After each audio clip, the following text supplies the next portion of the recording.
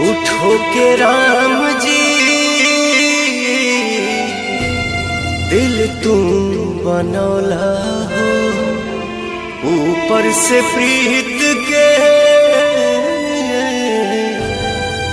रोग धरौला हो।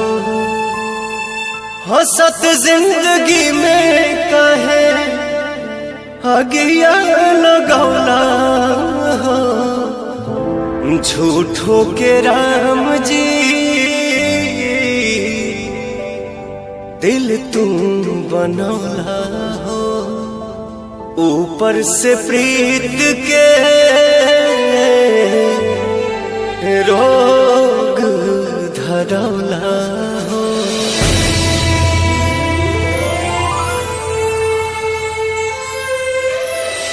कबो नहीं पूरा भइल प्यार के कहानी, कितना दीवाना मरले कितनी दीवानी।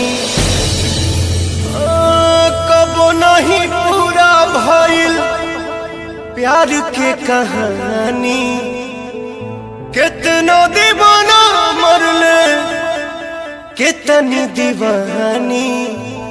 नेहिया के बंधन काहे जोड़ के तू रौला हो, हंसत जिंदगी में काहे अगिया लगौला हो। हंसत जिंदगी में काहे अगिया लगौला हो, झूठो के राम जी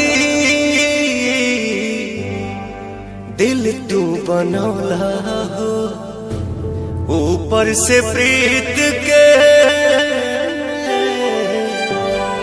रोग धरौला हो।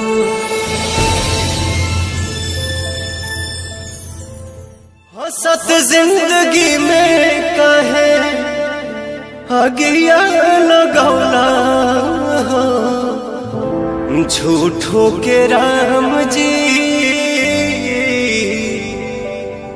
दिल तुम बनौला